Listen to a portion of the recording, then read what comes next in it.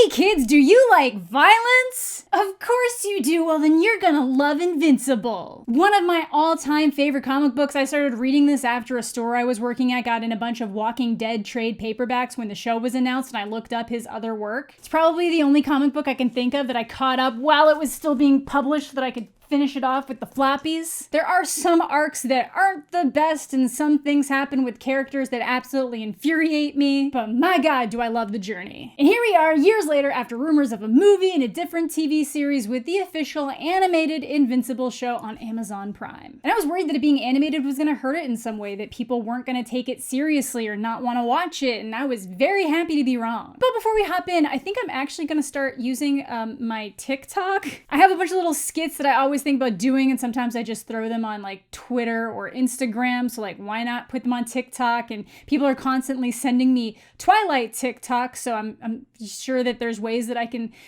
have fun with that too. So if you are on the TikTok and want to follow me, you can feel free to go check out that cringe at Amanda the Jedi. Touted as the best superhero comic in the universe. The only superhero comic book you'll ever need, and sometimes just flat out the best comic in the universe. Invincible tells the story of high schooler Mark Grayson, a relatively well-adjusted teen who has friends, works at a burger joint, does well in school, completely normal except for the fact that his dad is the world's most powerful superhero, Omni-Man, and an alien. And then one day, he gets powers too.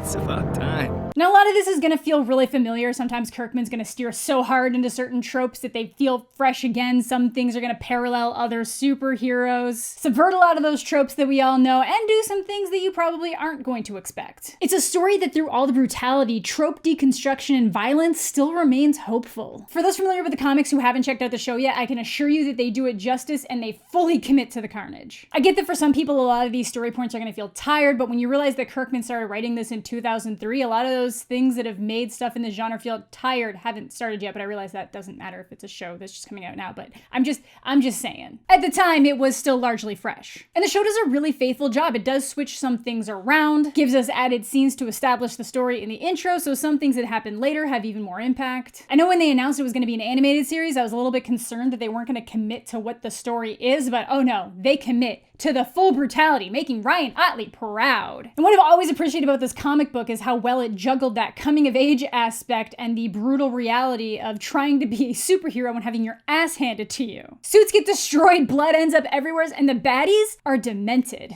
A lot of them are smart, some of them are more run-of-the-mill, but some of the ideas they come up with, oh man. And bystanders aren't spared. If a building collapses, you're seeing mangled bodies. Another thing I was kind of worried about was having a traditionally live-action voice acting cast that was just comprised of these big stars. Sometimes you just throw money at things so that people see the names and want to watch it, but then those people don't necessarily do the best job because voice acting is quite a bit different than actual acting in a lot of situations. Like, I realize that J.K. Simmons has a lifetime of practice doing the yellow M&M, but I was a little concerned. I know he's done other voice acting roles, it's just a bit, keep going with it. But thankfully, everyone rules. I knew Mark Hamill was gonna knock it out of the park, but everybody really does a great job. If anything, I think J.K. Simmons is a little bit weaker, but that's probably just more because that's not what I imagined Nolan Grayson sounding like, but he's great. I also definitely imagined a different voice for Alan the Alien than Seth Rogen, but even he's growing on me considering he's playing a character who was supposed to be testing planetary defenders and he thought he was visiting Urath and not Earth for years, so maybe a goofy comedian voice actor was the right call. But Gillian Jacobs as Eve, Zachary Quinto as Robot, Jason Mantzoukas as Rex, Zazie Beetz as Amber, Sandra Oh as Debbie Grayson, it's so good! And Stephen Yeun as Mark Grayson has been great. I'm glad that it wasn't just this plan of throwing big names at it to get views. They actually care about what they're making. And while some people find it goofy, I actually like that every episode sets up the title card with a character like just about to say the word invincible and then like progressively more blood splattering on it as it goes.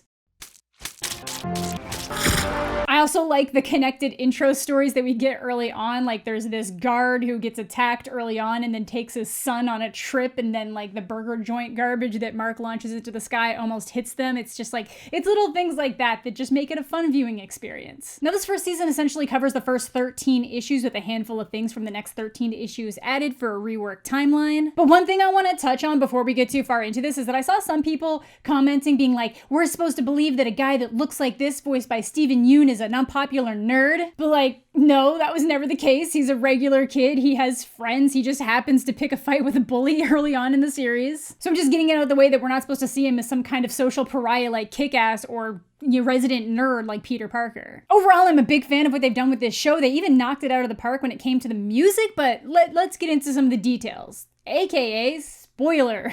Now, unlike the comic that just starts off with Mark and his life, the show starts off with the Guardians of the Globe. And they're essentially a parody of the Justice League. There's the Immortal, who's essentially the leader of the group, so a Superman proxy, even though Omni-Man is more so the Superman proxy. He's an alien and all that. Darkwing is obviously Batman. War Woman is our Wonder Woman, who Kirkman was brave enough to make gay, so bravo. Red Rush is our Flash. Martian Man is Martian Manhunter. Green Ghost is Green Lantern, but gross. In the show, they made Green Ghost a girl instead. And Aquarius, our Aquaman.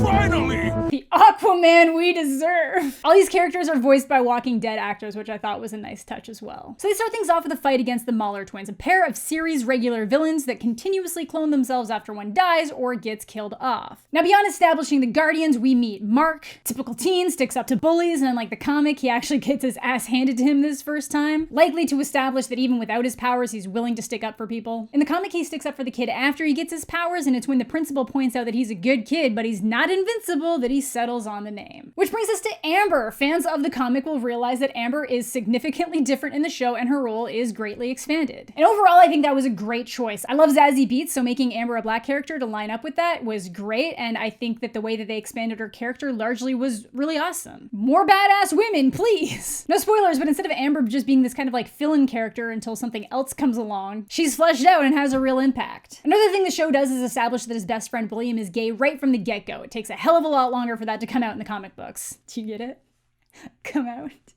I'll stop. Now, after Mark gets his powers is where the audience gets the explanation of the origins of Omni-Man. We're told that he's an alien from the planet Viltrum, an advanced society that's essentially solved all their problems, made insane technological advancements, and now want to share those advancements with the world while helping them move into the future. And Nolan here was assigned to Earth to do his part to help save the planet, ended up falling in love with Mark's mom, and here they are. And because Viltrumite blood is so strong, it's only a matter of time before Mark will get his powers of flight, super strength, stamina, endurance, fast healing, accelerated aging, super speed, and near invulnerability. And a lot of these powers are going to get a lot stronger the more that he uses them. But by the end of that first episode, it seems pretty clear that Nolan's method of making Earth a better place might not line up with what the average person would assume.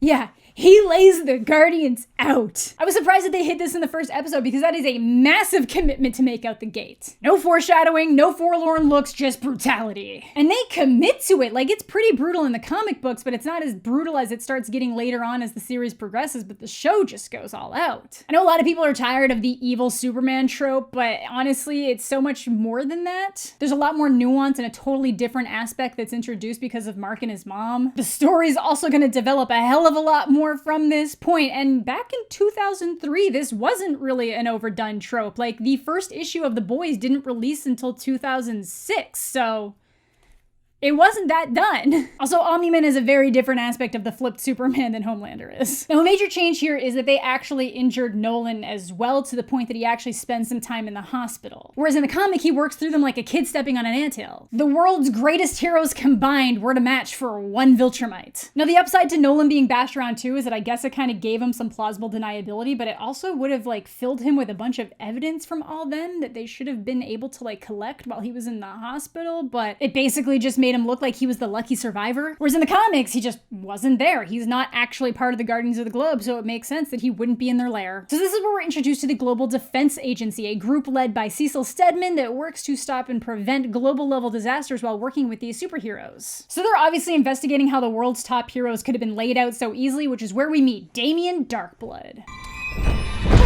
No suspects, no leads. How does he... I don't know. Demon magic or something. Now in the show, the Hellboy inspiration is immediately obvious, not that it isn't in the comic, but in the comic there's a very strong Rorschach vibe too that's here in the sense of him seeing things in black and white. But in the comic he basically exists as a Rorschach parody that just pops up to solve crimes that have already been solved. I like how they fleshed him out more in the show, and Kirkman specifically says that he wants to work some things around in the show so that Mark can actually go visit him in hell. But Darkblood seems pretty positive that Nolan is the killer because he can't find evidence of anyone else being in the lair. Which means killer must be one of them. One of them. And as fun as a long-running gag can be, I'm glad that they're just letting him be a proper demon detective. And even though Cecil is pretty sure he's right and he makes Nolan nervous, Cecil still banishes him back to hell when they find Guardian's blood at his place. I need to keep things gray until I can figure out why Nolan killed the Guardians. Now this episode also has a major flip up. In the comics, Mark gets his powers and runs into the teen team in his jammies before hanging out with them a bit more when he realizes he goes to school with Eve. I never recognized you before. No one does. It's a psychology thing. And I love Eve. But in the show, he's trying to stop an alien invasion, and it's going not great. Oh shit! Now these aliens, the Flaxans, are in the comics, but they rework their story here. In the comic, it's Mark and his dad that fight them first before one of them pops back to zap Mark's dad back to their world before he can escape. But in the show, the teen team shows up to give Mark a hand the first time he runs into them. And the teen team is Robot, voiced by Zachary Quinto, and I cannot imagine a better person for that job. Adam Eve, Rexplode, and Duplicate. Now what you should all immediately notice is that Rex is a douche. Couldn't have won that fight without you.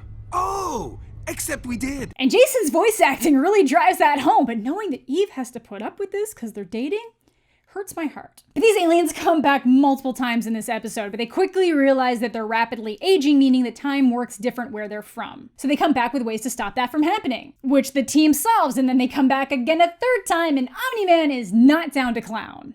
Earth isn't yours to conquer. Oh yeah, things are not gonna go well here. In the comic, the first major conflict that the teen team works with Mark on is these exploding students from Mark and Eve's school, which kind of contributes to them getting closer. The show does it with Doc Seismic. Turns out it was their physics teacher turning students into bombs, because he was upset. And I really like that storyline, but I get why they didn't go with that one based on a college-based storyline we'll get to in a bit. But getting back into some of the typical growing pains of teen life, Mark likes Eve, but she's dating Rex. Then Amber gives him her number through the bully, so he asks her out. You're terrified of me, aren't you? No? Then Eve walks in on Rex cheating on her with Duplicate. All of the duplicates. Eve goes to talk to Mark about it and sees him and Amber kissing, and at first she's like, oh no, but then in the show she's like, Good for you, Mark.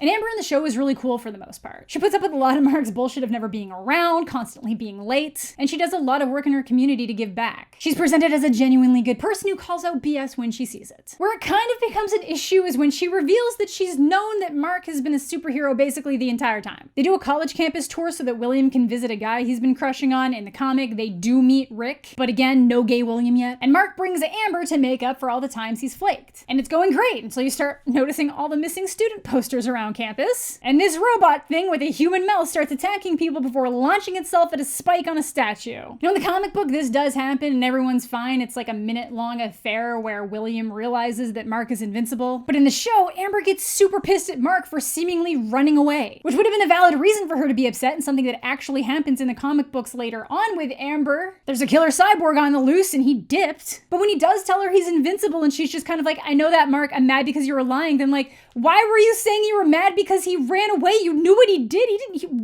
What? Girl, it's a secret identity. I don't know, it's dumb. That probably could have been executed a little bit better. They should have at least not committed to her being mad because he ran away because she knows he didn't. Like, Amber's still cool, but it feels like they're planting the seeds of annoyance so that people won't be as upsetty when things happen later. But Amber even ends up inspiring what Eve does next. She's fed up with reacting to threats, and after helping Amber out at a community center, decides to go out and help the world. She can alter things at a molecular level, so she can help with crops, save forests, help people directly, and feel great about it. But I totally forgot how much her parents suck. They find out Rex cheated on her, and the dad's just kind of like, well, you should just like take him back. Also, you can't be a hero even though you're way more powerful than he is. But speaking of those university robots, they are courtesy of D.A. Sinclair, a genius with goals to alleviate human inadequacy by turning people into cyborgs. weeks. Now in the comics, at first they were just reanimated corpses and Rick was actually the first live specimen he used. But the show basically takes that entire arc of him being standoffish in class, experimenting on Rick, and they just move it way up. Because in the comic, that doesn't happen until Mark, William, and Amber are already attending college. And then they just condense down that missing student storyline from the beginning of the comic books into this one. So obviously after the Guardians were killed, Cecil needs to put together a new superhero team and hires Robot to do so. And it's not necessarily great. 24 civilians are in the hospital right now because we fought like 6 individual assholes. No,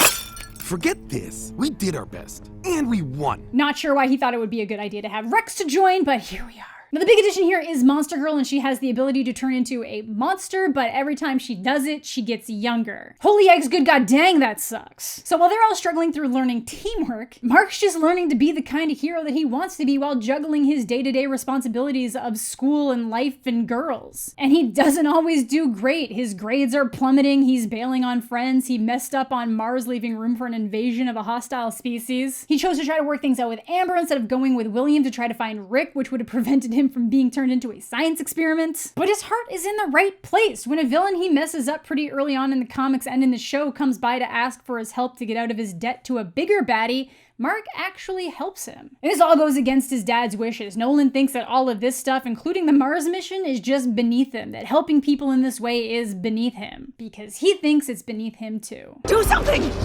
I'm on vacation. Let Cecil earn his paycheck. Sadly, it blows up in his face and he gets bashed in by Battle Beast here, but it's the thought that counts. I was promised this world offered worthy opponents. Also, I kind of imagine Battle Beast's voice being a little bit more beast-like, but I guess it's fine. But yeah, not quite invincible. Gonna have to work on that. The main reason why this mission didn't go as well as it could have is because the Guardians don't know how to work together, but seeing their friends bashed in left and right, it teaches them how.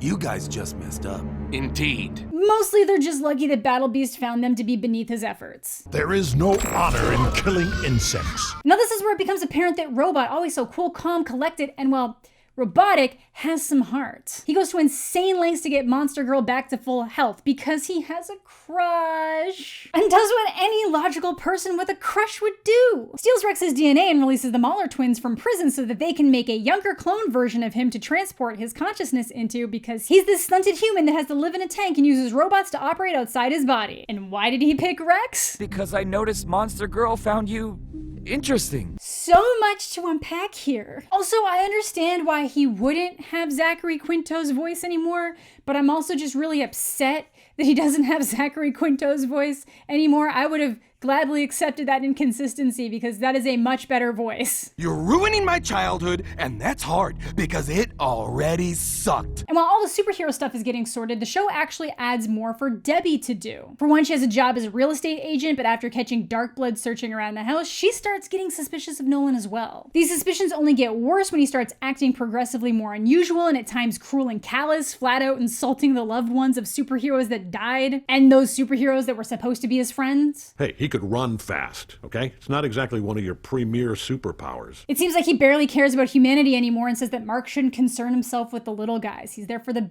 big picture stuff. And it's causing a real rift between him and Debbie. So she starts looking into things herself, eventually finds his suit that he was so insistent on getting back from the hospital and brings it to Art for testing. Now, I 100% believe that that suit would have been tested by Cecil while Nolan was in the hospital, which is why it kind of made sense in the comic that he didn't get hurt at all, but it's fine. I'm not gonna nitpick too hard. But of course, Nolan realizes that his suit is missing and hears everything that Art says to Debbie about how his suit is loaded with blood and evidence that could only come from killing the Guardians. And instead of killing Art, he swings by with drinks. A terrifying power play for an old friend. In the comics, Debbie doesn't find out until Mark finds out, and I like that they gave her a more hands-on role here. Which brings us to that reveal. The show flips it up quite a bit. Once Cecil has confirmation that Nolan's the one who killed the Guardians, he brings Debbie into the GDA immediately. And Nolan very quickly realizes that Cecil set up invisible men around his house and obliterates them. Like, Nolan's terrifying. He's the invincible one. So they're desperately trying to find Mark, who's off talking with Eve because he's upset about everything that happened with Amber, because Nolan is also looking for him.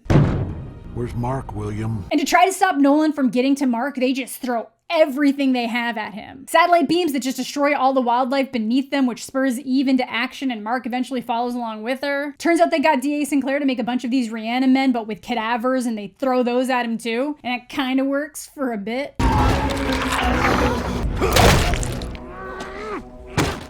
Get him out of here. Then they release a souped up version of a monster that he's already struggled to defeat, and it's around here that Mark actually gets to him, just too late to be stopped by his mom. And then the Immortal shows up. See, the Mahler twins put him back together to do something for them, but the second he wakes up, he's on a warpath for Omni-Man. Where is Omni-Man? You should have stayed dead. And Mark's obviously confused, but he's a little bit busy with the giant monster. But it's fine, because Nolan can handle the Immortal and rips him in half. Now in the comic book, the Immortal gets to Nolan before Mark's around, and Mark just shows up as he's being ripped in half. And this is where we get the revised Viltrumite history. They are a super advanced alien race, but they're also super violent. They fought off and killed the weakest members of their society, then started spreading out into the galaxy to take over every other planet. If the planets went along with this and accepted their new overlords, they got the benefits of the tech and the medical advancements, and if they didn't, they got shit-rocked into submission. And that's why Nolan is here, to weaken Earth for that eventual takeover. And killing the Guardians was just the first part of that. And now Mark has to join up to fulfill his duty to Viltrum, share all their tech and medical advancements, and enslave the human race. What do you think is gonna happen? That I'm gonna go enslave my friends for a bunch of aliens I've never met? Yeah, that goes about as well as you can imagine. This kid was 100% raised as a human with the knowledge that he had alien blood in him, but he doesn't know anything about Viltrum. He's never met another Viltrumite other than his dad. There's nothing about that culture that's him. So Mark does the near impossible and sticks up to his dad. And that also goes about as well as you can imagine. Now, I really like how this played out in the show. It's way more brutal. Nolan doesn't only beat the shit out of Mark, but he really drives home how the more he tries to fight, the more he's gonna hurt everyone around him. Thank you. This scene of him pushing Mark through a subway cart with everyone getting crushed, like, holy shit. And Mark obviously won't give up. He's genuinely confused and says that he knows his dad loves his mom. And then Nolan drops this. She's more like a pet to me. Can you imagine your father saying that about your mother completely out of the blue? And she can hear all of this because Nolan's earpiece is a two-way transmitter, so everyone at the GDA knows what's going on. Like, imagine hearing your husband refer to you as a pet. Because he just starts stressing how long they live and how everyone and everything he knows will be gone before he looks 30. So why fight this? What would he still have left after 500 years? You, Dad. I still have you. And that's enough to spur Nolan to leave. And he just vacates the galaxy with a tear. Just didn't traumatize Mark quite as much in the comics. And we see the fallout of the world realizing what happened after Omni-Man and Invincible's fight, the devastation, the betrayal, the rebuilding, and Mark is a shell being put back together. And once he is, his friends are there. Amber is down to take him back, and just like usual, he gets called away. To see our favorite friend, Alan the Alien, who's here with some super important news to warn Mark that there's a Viltrumite on the planet. Little late, pal. But the two have a nice chat. Alan points out that it's super unheard of for a Viltrumite to abandon their post and ask what Mark's going to do next. We get a montage of all the stuff that still needs to be dealt with, and Mark, of course, says, Finish high school, I guess. Oh, all right, good. What is high school? what a great ending to have when we already know that seasons 2 and 3 are confirmed. But the biggest and most upsetting change of them all is that they had to change Science Dog to Seance Dog. But that's Invincible, a solid coming-of-age superhero story where our main character has a lot more power than he quite knows what to do with, but through it all stays true to his humanity and what he believes is right, at the cost of his own father. Unlike Superman, it's so other, but kind of like the best representation of what humanity can be, Mark is so much of what we've all been and hoping to grow it into something that we'd all love to be. So that is gonna do it for today's video. If you guys have watched Invincible, let me know what you're thinking down below. If you're a fan of the comic book series, what are you most excited for next? Thanks so much for watching. Thanks as always to my Patreon supporters. Subscribe to the channel if you're new, leave a like on the video if you're into that kind of thing. I hope you're all having a fantastic day.